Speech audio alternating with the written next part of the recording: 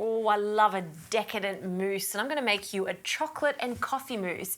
And instead of using dark chocolate, which is quite common, I'm going to be using some milk chocolate. So let's get the cream on. You'll need 250 mils of thickened cream for this, and I'll just measure that out. And we're going to warm that up into our pot, so straight into a pot. This is very similar to a ganache, if you like, but what makes it really delicious is the two tones. It's going to look like a cappuccino mousse because we're going to put some lovely whipped cream on the top. So in with our cream. I also like to add some instant coffee to the cream so it dissolves better as we add it to the chocolate. So I'll just allow that to come to the boil and also allow those flavours to mingle. So onto the chocolate. 150 grams of milk chocolate. If you wanted to, of course, you could use some dark chocolate. It would work just as well. It would just be slightly bitter in a good way. So we'll just break up our chocolate pieces and half of another packet. I'll just go straight down there and then just break it in. All right, let's have a look at our coffee and cream mixture. Smells so good. And all of that coffee has dissolved nicely. So we'll take it off the heat and just pour that over our milk chocolate. And the combination of both of these is just the best flavour, chocolate coffee.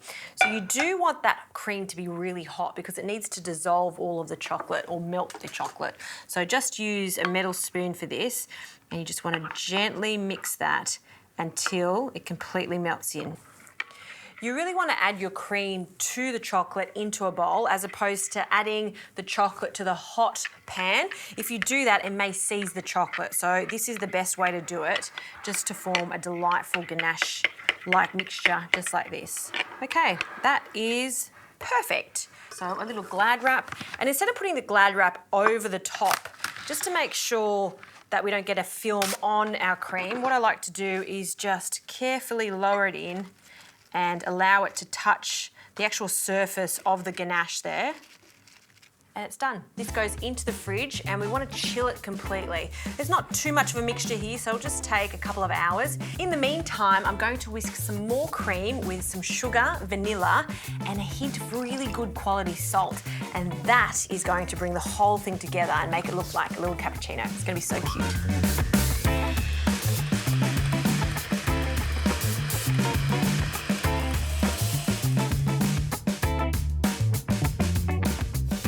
Right, that cream is perfectly whipped. I love that it's got that bit of salt in it. It really makes a difference. And now back to our chilled ganache. Look how thick and rich it's become. Oh, so good. Just scrape excess off the Glad wrap. Now, I like to whisk this just because I want to give it a little bit more aeration. By doing that, we're going to get that mousse-like texture that we're after. So I'm using the same whisk. It's okay if there's a little bit of cream on it. It's just going to blend really nicely together. So this will take about 1 to 2 minutes. Just keep an eye on it. You really don't want to over-whisk it because it may split.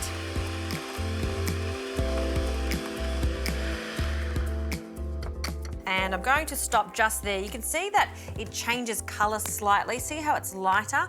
That's just perfect. So you can just dollop this into your glasses, or I like to just use a reusable plastic piping bag, just like this.